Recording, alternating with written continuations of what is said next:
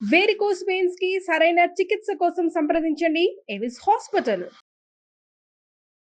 నమస్తే రమ్మగారు. నమస్తే జయ. రమ్మగారు, మనము అతి పురాతన దేవాలయాల యొక్క చరిత్ర మాట్లాడుకుంటూ ఉన్నాం. అలా ఏదైనా ఒక దేవాలయం గురించి మాట్లాడుకుందామండి.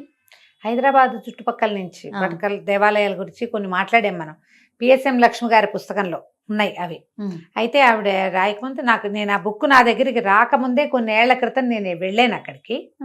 సరే పుస్తకంలో ఉంది కదా, వారి బుక్ గురించి కూడా చెప్తే రేపు బుక్ ఎగ్జిబిషన్ వస్తుంది కదా, డిసెంబర్ 19 నుంచి హైదరాబాద్లో బుక్ ఫెయిర్ నడుస్తుంది. బుక్ ఫెయిర్లో ఆ బుక్స్ దొరుకుతాయి. యాత్రాదర్శన్ పుస్తకాలు పిఎస్ఎం లక్ష్మి గారివి ప్రత్యేకంగా అడిగి కొనుక్కోవచ్చు, పెద్ద ఖరీదు కాదు. ఓ బుక్ మన దగ్గర ఉంటే ఒక 2 రోజులు ఒక రోజు ఫ్రీగా ఉన్నాం అనుకో, ఏం చూడొచ్చు ఏం చూడలేదు కొంచెం చూసుకుంటే చక్కగా వెళ్ళి రావచ్చు కదా. దారి ఏ దారిలో ఉంది, ఎంత దూరం ఉంది హైదరాబాద్ నుంచి అనే వివరం కూడా చక్కగా ఇచ్చేస్తారు.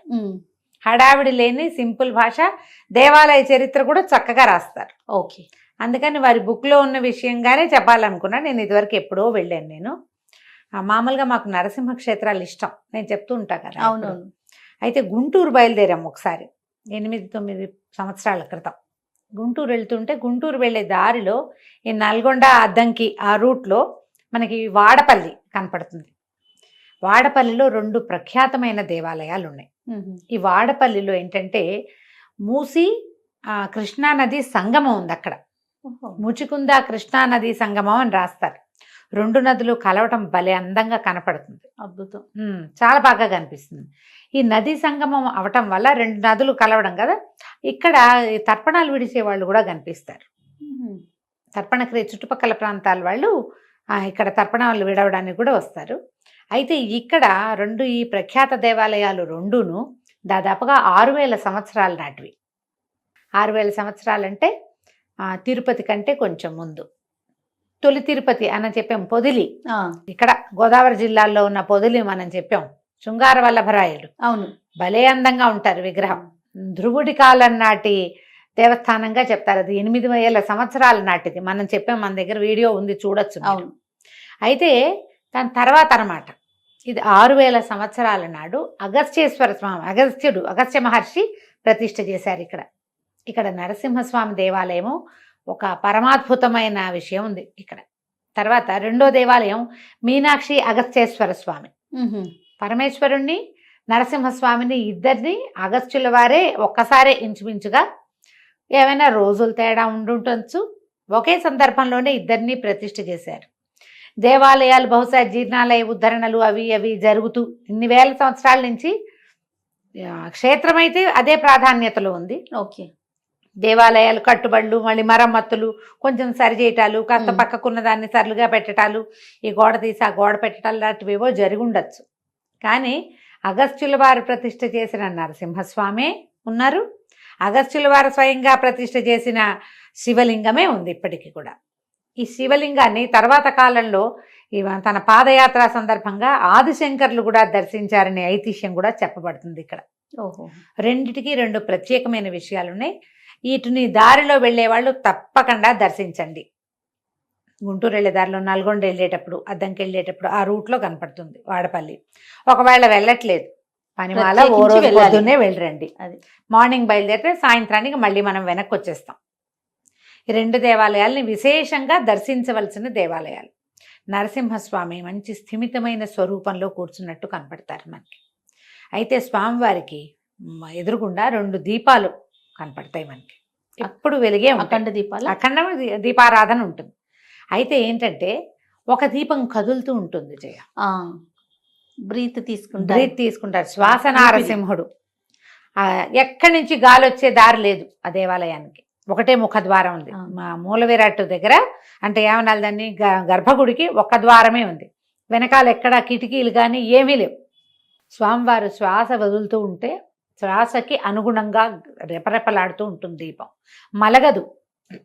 ఇప్పుడు జ్వాల ఉందా, ఆ జ్వాల ఇలా ఇట్లా కదులుతూ ఉంటుంది. అయితే ఈ కదులుతూ కనపడుతుంది.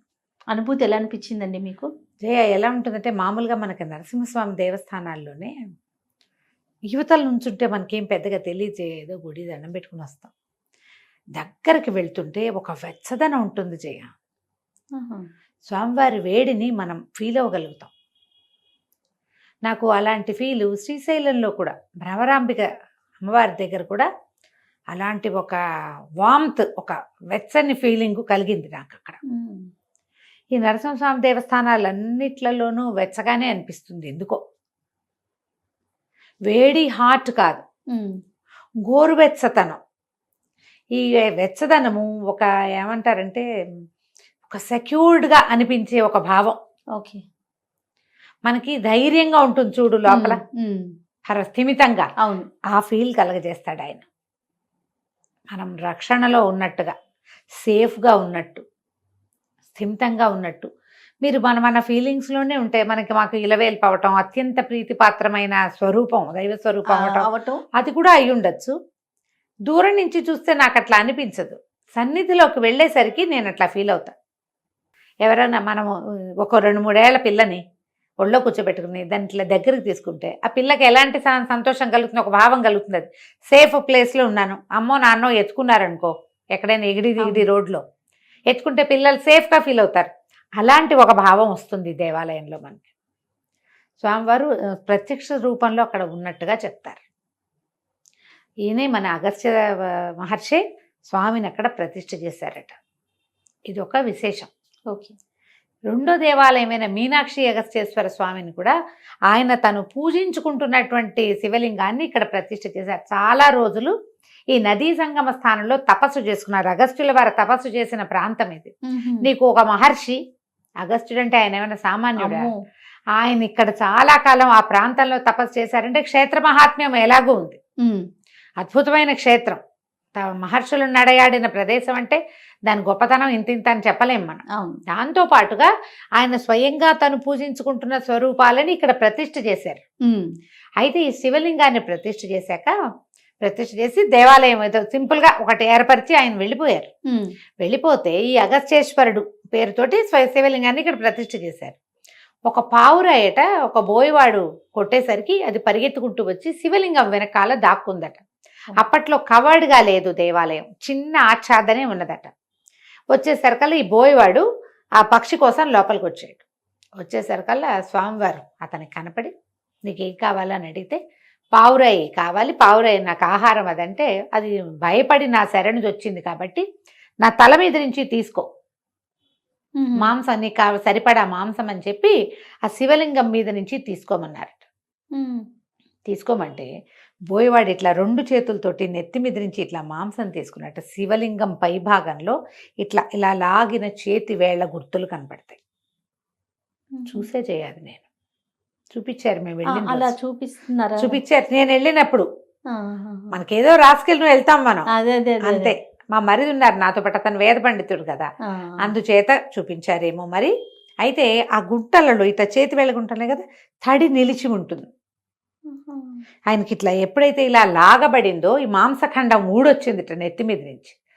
భగ్గుమనదు, ఒక చిన్న గీత పడితేనే భగ్గుమంటుంది. ఆయనకి ఆ చల్లదనాన్ని కలిగించడానికి గంగమ్మ అక్కడికి వచ్చిందని ఐతిహ్యం. నీరు ఉంటుంది. ఇప్పుడు అక్కడ పక్కనే పరివాహక ప్రాంతం కదా, అది దాదాపుగా ఒక 120 మీటర్ల ఎత్తులో ఉంది గుడి, నది కింద ఉంది. నీళ్ళు వచ్చేందుకు ఏ మార్గము అక్కడ లేదు. ఆ గుంటల్లో నీరు తీస్తారు, తుడుస్తారు, మళ్ళీ వచ్చేస్తుంది. ఆ నీరు కొంచెం రక్తమాంసపు వాసన వస్తుంది అంటారు, కానీ ఆ నీళ్ళు తీసి చల్లుతారు. మరి నిలవ ఉండటము అలా జరగదు కదా, పూర్వం అలా అనేవాళ్ళట, ఇప్పుడు అట్లా అనిపించదు. అది తీసి మన నెత్తి మీద చల్లుతారు. ఈ గంగా తీర్థం అని ఒక చిన్న హోల్ లాగా ఉంది, బిల్లంలాగా. అయితే ఆదిశంకర్లు ఇక్కడికి వచ్చినప్పుడట ఒక బంగారు ముక్కకి తాడు కట్టి వదిలిపెట్టారట ఆ బిల్లంలోకి. ఎంత లోతు ఉందో చూద్దామని ఎక్కడికో వెళ్ళిందట. ఎంత దారం విడిచిపెట్టినా వెళ్తూనే ఉందట బరువు కిందకి. పైకి లాగితే అది బంగారు ముక్కకి కొంచెం నెత్తురు అవి అంటి ఉన్నాయట. ఆదిశంకర్లు క్షమాపణ చెప్పుకున్నట్టు, నిన్ను పరీక్షించడానికి నేను ఎంత వాడను తండ్రి, నా అపరాధం మన్నించు అని చెప్పి. ఆ శివలింగం ఎంత లోతులో ఉన్నది అనేది ఎవరికి తెలియదు. ఒక పావురాయి కోసం చేశారు స్వామి ఆ పని, పావురాన్ని కాపాడడం కోసం. ఇది ఇక్కడ ఐతిహ్యంగా చెప్తారు. స్వామిని మీనాక్షి అగస్త్యేశ్వర స్వామిగా చెప్తారు. చక్కటి లింగం మీద ఈ గుర్తులు నెత్తి మీద శిరోభాగంలో గుండ్రంగా ఉంటుందిగా, పై భాగంలో ఇట్లా కనపడతాయి 2 చేతులు ఇట్లా ఇలా తీసినట్టు, అంటే వేళ్ల తాలూకు గుర్తులు ఉంటాయి అన్నమాట. తప్పకుండా దర్శించుకోవాల్సిన దేవాలయాలు హైదరాబాదు చుట్టుపక్కల ఉన్న అన్నిట్లలోనూ ఇదొక ప్రఖ్యాతమైనది, ప్రత్యేకమైనది, ప్రత్యక్ష నిదర్శనం కనపడేటువంటి దేవాలయాల్లో వాడపల్లి స్వామివారి ఇద్దరిని, లక్ష్మీ నరసింహస్వామిని శ్వాస నరసింహుడుగా చెప్పబడతాడు. ఈ మీనాక్షి అగస్త్యేశ్వర స్వామి దేవస్థానం ఏంటంటే మరి పక్కన ఏం లేవు, కొంచెం ఎగువకి దిగువకి ఉన్నాయన్నమాట. ఒకసారి వెళ్తే మనం ఇద్దరిని దర్శనం చేసుకుని రావచ్చు. 2 దేవాలయాలు చాలా విశేషమైన ఐతిహ్యం కలిగినవే. ఎవరికి అవకాశం ఉంటే వాళ్ళు ఆదివారం పొద్దునే బయలుదేరితే సాయంత్రానికి ఇంటికి వచ్చేయచ్చు. అద్భుతమైన దేవాలయాలు రమ్మగారు. వీలైతే మనమే ఒకసారి వెళ్ళి చూసి కూడా వద్దాం. తప్పకుండా అండి. నమస్తే. నమస్తే జయ.